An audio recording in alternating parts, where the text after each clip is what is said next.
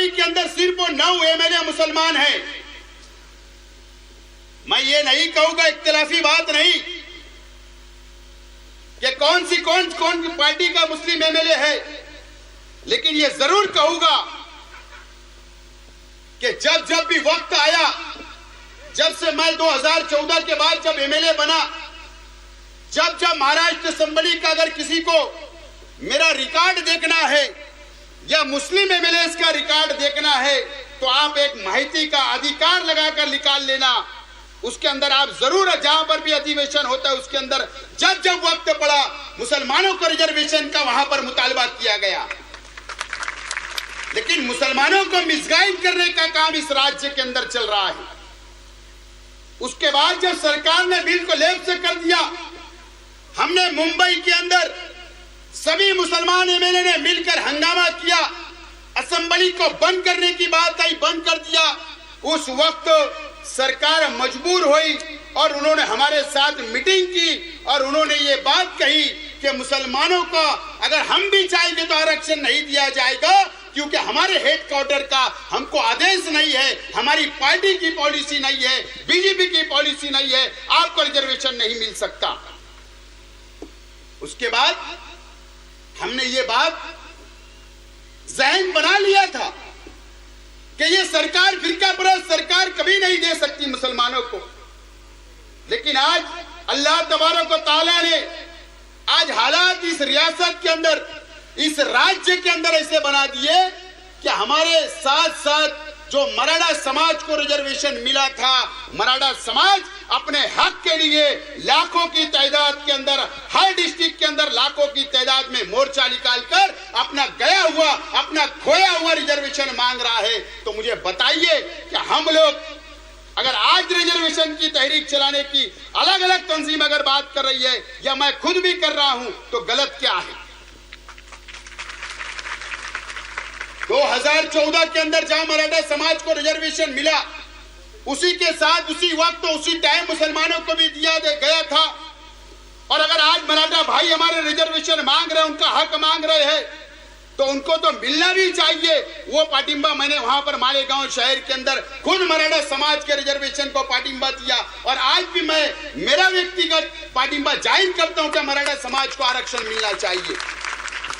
लेकिन हम ये सरकार से ये डिमांड कर रहे हैं कि अगर मराठा समाज का विचार किया जा रहा है, सुप्रीम कोर्ट के अंदर केस लड़ी जा रही है, अगर हाई कोर्ट के फैसले के खिलाफ में अपील दाखिल की गई, तो मुसलमानों के जो फैसला आधा हमारे खिलाफ आया, तो यह नालायक सरकार ने, यह फिरका परस्त सरकार ने सुप्रीम कोर्ट के अंदर एप्लीकेशन क्यों नहीं किया, क्यों अपील नहीं की, क्यों हमारे साथ नाइंसाफी कर रही है? यही वजह से हम लोगों ने मालेगांव शहर के अंदर महाराष्ट्र की तारीख का 7 अक्टूबर जो गया, 1 लाख से ज्यादा का मोर्चा मालेगांव शहर के अंदर हमने निकाला और पूरे महाराष्ट्र के अंदर ये मैसेज दे दिया कि आज वक्त है हमको बेदार होने का। और इसीलिए उसी मोर्चे के अंदर जो लड़की को आपने सुना, उसकी तकरीर हुई थी, मेरी तकरीर हुई थी और मैंने वहां पर यह बात का भी ऐलान किया कि सीधी उंगली से घी नहीं निकलेगा, तो हमको टेढ़ी उंगली भी करना आती है। वहीं पर इंटीमेशन दिया गया कि अगर सरकार ने 21 नवंबर तक हमारे को मुसलमानों की तंजीमों को, चाहे वो अलग अलग जिलों के अंदर तंजीम चल रही हो, अलग अलग प्लेटफॉर्म से तंजीम चल रही हो, चाहे पूरे रियासत के अंदर मुसलमान अलग अलग तंजीम चला रहे हैं, अगर सरकार ने हम लोगों को बुलाकर बात नहीं की, हमारी रिजर्वेशन की बात नहीं की, हमको हक नहीं दिया, तो मैंने ऐलान किया कि 21 नवंबर को मालेगांव शहर से एक मर्तबा फिर नासिक कलेक्टर ऑफिस जो 110 किलोमीटर है, वहां पर जाकर टाला ठोक आंदोलन करने का भी हम लोगों ने ऐलान किया। सरकार सीधी उंगली से घी निकालने, सिधाई से मानने वाली ये सरकार नहीं है। ये सरकार जब तक हम लोग टेढ़ी उंगली नहीं करेंगे, हमारी बातों को नहीं सुनेगी। और इसीलिए इस बात का भी हम लोगों ने ऐलान किया। मैं आज यही गुजारिश करने के लिए आपके बीच आया हूं।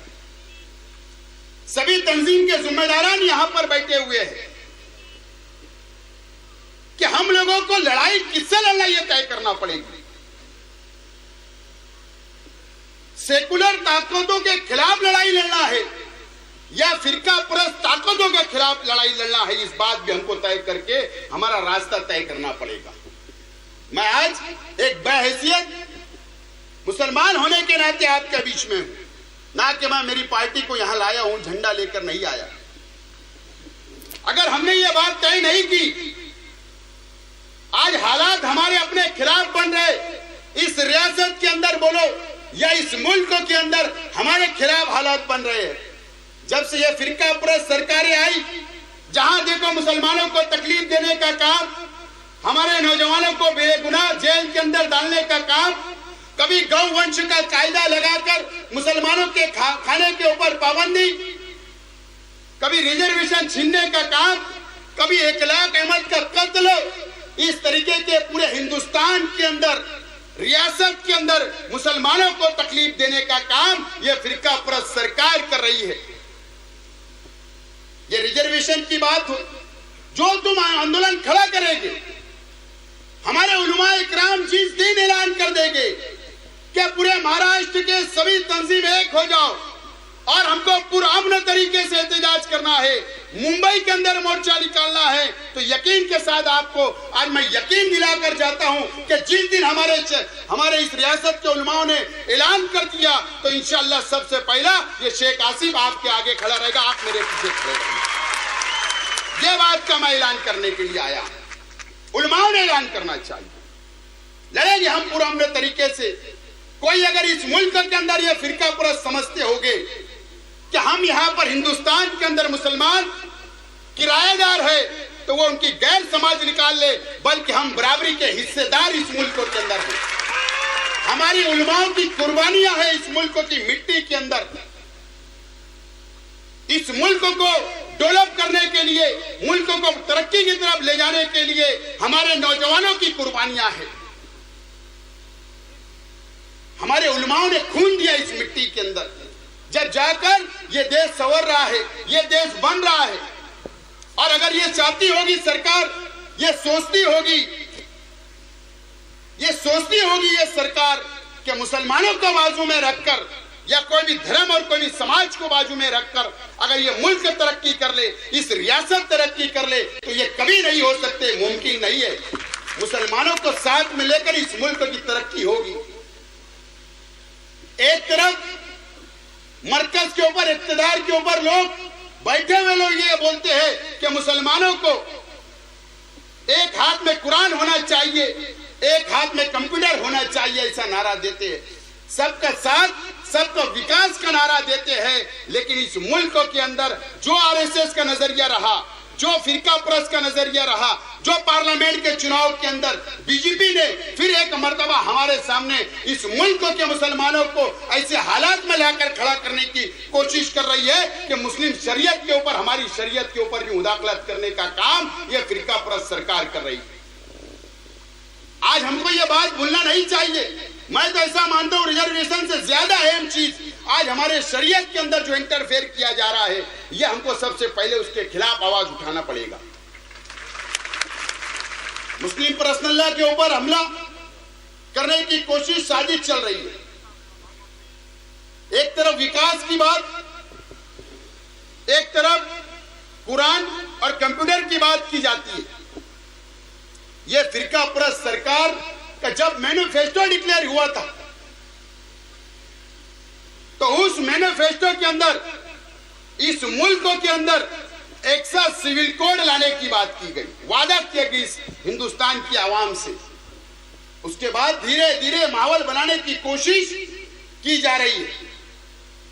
बीजेपी को यह बात समझती है, फिरका परस्तों को यह बात समझती है कि अगर हमने पार्लियामेंट के अंदर एक्सेस सिविल कोड का बिल पेश किया और कानून बनाने की अगर उन्होंने शुरुआत की और बिल पेश करके अगर वहां पर बहस की, तो वह पार्लियामेंट के अंदर तो जरूर कामयाब होंगे। लेकिन उनको यह बात समझती है कि दो पार्लियामेंट चलती है, एक लोकसभा, एक राज्यसभा चलती है। जब तक दोनों हाउस का बिल मंजूर नहीं होता, वो कानून में तब्दील नहीं होता। ये जमहूरी मुल्क है। बीजेपी को चाहिए था फिरका परस्त तंजीमों को चाहिए था कि वो जमहूरी ढंग से मैदान के ऊपर आती, मैदान में आती, पार्लियामेंट के अंदर बहस कराती, राज्यसभा के अंदर बहस कराती, लेकिन उनको ये बात समझती थी कि जीएसटी का बिल मंजूर करने के लिए उनको लोहे के चने चबवाना पड़े। सेकुलर पार्टियों ने चबा दिए, 2 साल तक बिल पास नहीं कर पाए। उनको समझता है कि 2019 तक राज्यसभा के अंदर सेकुलर पार्टियों की ताकत होगी, वहां ताकत है, वहां बिल कोई सूरत में पास नहीं होगा। और मुल्कों की सेकुलर पार्टियों ने यह बात का ऐलान कर दिया कि मुस्लिम पर्सनल्लाह के ऊपर मुसलमानों के साथ खड़े रहने का ऐलान कर दिया। लेकिन कुछ नालायक किस्मों की औरतें, कुछ जो बीजेपी उनको इस्तेमाल कर सुप्रीम कोर्ट के अंदर ले गई, और सुप्रीम कोर्ट के अंदर इस तरीके का एफिडेविट दिया जाता, हल्फनामा दिया जाता कि इस मुल्क के अंदर एक साथ सिविल कोड लागू कर दिया जाए। ऑब्जेक्शन सजेशन मांगे जाते। अगर आपको ऑब्जेक्शन मंगवाना था, मशवरे मांगना था, तो आप सिर्फ मुसलमानों के लिए वो इख्तियार निकालते लॉ कमीशन का और मुसलमानों से ही एतराज मंगाते। लेकिन तुमने ये साजिश रची कि पूरे मुल्कों से आपने मंगाए। इन्हें 125 करोड़ मुसलमानों में जहां पर 15% अगर हम इस मुल्क के अंदर है, तो आप बताइए, आप फैसला कर सकते हैं कि 15% ज्यादा है कि 85% ज्यादा है। उनके एतराज मंगाने का मतलब क्या? अगर मंगाना था आपको एतराज, आपको मशवरे मंगवाना था, तो इख्तियार के अंदर यह बात लिखी जानी चाहिए थी कि सिर्फ मुसलमान इसके अंदर मशवरे दें। लेकिन ऐसा नहीं करते हुए सुप्रीम कोर्ट के जरिए इस तरीके का माहौल बनाकर, इस तरीके का दबाव तंत्र इस्तेमाल कर इस मुल्क के अंदर एक साथ सिविल कोड की बात की जा रही है। आपने हमारा खाना छीना, हमने बर्दाश्त किया। आपने हमारे मुसलमानों को बेगुनाह जेल के अंदर डाला, हमने बर्दाश्त किया। आपने फसादात के नाम पर मुसलमानों को गोलियां मारी, हमने बर्दाश्त किया। आपने फसादात के नाम पर मुसलमानों को लूट लिया, हमने बर्दाश्त किया। आपने मुसलमानों की प्रॉपर्टी लूट लिया, हमने वो भी बर्दाश्त किया। आप हमारा रोजगार छीन रहे हो, हम वो भी बर्दाश्त किया।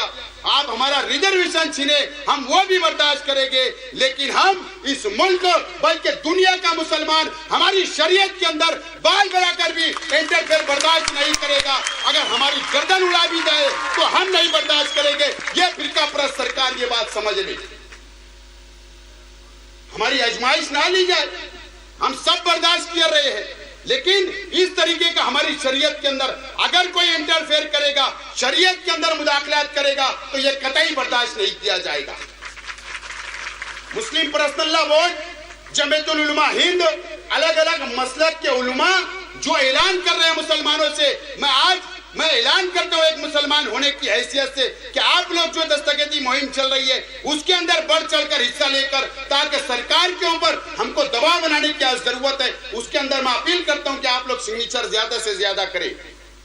और आखिर में मैं इस बात का आपको यकीन दिलाता हूं आप लोगों को कि महाराष्ट्र असेंबली का रुकन होने की हैसियत से, एमएलए होने की हैसियत से, अगर सरकार ने मुस्लिम रिजर्वेशन के लिए, आला तालीम के लिए रिजर्वेशन, सरकारी मुलाजमत में रिजर्वेशन, अगर हमारी बातों को सरकार ने नहीं माना, तो मैं यकीन दिलाता हूं आपको कि महाराष्ट्र का 5 दिसंबर से जो नागपुर के अंदर अधिवेशन शुरू होगा, इंशाअल्लाह सबसे आगे पाओगे। वहां पर मुसलमानों के मसाइल उठाने के लिए मैं जरूर आपका पाबंद रहूंगा।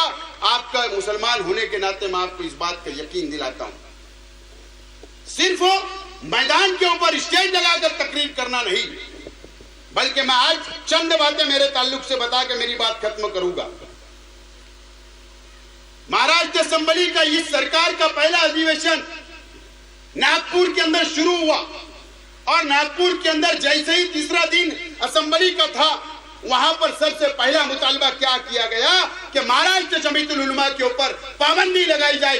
ऐसा मुतालबा बीजेपी के एक एमएलए ने किया, लेकिन अल्लाह का एहसान है कि आप कई भाई तक उसको डिफेंस किया, वहां पर एहतजाज किया, और मुख्यमंत्री को यह बयान देना पड़ा कि नहीं, हम जमीयतुल उलमा पे पाबंदी नहीं लगाएंगे। उसके बाद उसी दिन उसी वक्त एक और मुतालबा बीजेपी के एमएलए की तरफ से किया गया कि इस महाराष्ट्र के अंदर अजान पे पाबंदी लगा दी जाए। उसी वक्त हमने एहतजाज किया, वहां पर मैंने मुतालबा किया कि कानून सुप्रीम कोर्ट का हमको भी समझता है कि 10 के बाद माइक नहीं चलना चाहिए और हमारी सब अजानें 10 से पहले खत्म हो जाती है। बोलने का मतलब मैं इसलिए ये बात बोल रहा हूं कि आपको ऐसा नहीं लगना चाहिए कि सिर्फ मंच के ऊपर अच्छी तकरीर हो जाए। अल्लाह का एहसान है कि आज अगर यहां पर बोला तो इस तरीके की बात भी महाराज दिसंबली के अंदर बोलने की ताकत भी आपका भाई रखता है। इसीलिए बात को मैं यकीन दिलाने के लिए मैं आज आया हूं। आखिर में मैं आपसे ये मुतालबा करता हूं कि नांदेड़ डिस्ट्रिक्ट के अंदर ये इजलास हो रहा है और मैं अभी नांदेड़ के अंदर मुकाम किया, वहां पर कुर्ती समिति बनी मुस्लिम आरक्षण की और उन्होंने ऐलान किया कि 27 नवंबर को एक बड़ा मोर्चा जिला कलेक्टर ऑफिस के अंदर नांदेड़ में ले जाने का उन्होंने ऐलान किया। अखबारात के अंदर भी खबर आई। तो मैं यही गुजारिश कर रहा हूं यहाँ के जिम्मेदारान जिन्होंने मंच को सजाया, इस गांव के जिम्मेदारान से, आप लोगों से, कि आप जिस तरीके से नासिक जिले का एक मोर्चा निकालने का फैसला हमने किया था, आप जो 27 नवंबर को जो मोर्चा होगा तो आप ऐसा ना हो कि अलग अलग हम लोग कोई धरना देगा, कोई ये मोर्चा निकालेगा, कोई बंबई में बैठेगा, कोई नागपुर में बैठेगा, ऐसा ना करते हुए 27 तारीख को जो हो रहा है आप मशवरे से बात तय करो। मुझे अधिकार नहीं है ऐलान करने का, मशवरे से तय करके एक ही कोई भी तहरीक का आप ऐलान करो। यही बात बोलने के लिए मैं खड़ा हुआ था। आखिर में अल्ताफ भाई, उनके सभी साथियों का, यहाँ के सभी नौजवानों का जिन्होंने इसको मेहनत किया, कई महीने से गांव गांव जाकर बेदारी लाई, मैं आप लोगों का बहुत बहुत शुक्रिया अदा करता हूं और इंशाल्लाह जरूर जब आप लोग मुझको आवाज देंगे मैं आपके साना बसाना मुस्लिम आरक्षण के लिए, आला तालीम का आरक्षण के लिए जरूर खड़ा रहूंगा। इस बात की यकीन दहानी के साथ मैं मेरी बात खत्म करता हूं। शुक्रिया, खुदा हाफिज, अस्सलाम वालेकुम, जय हिंद,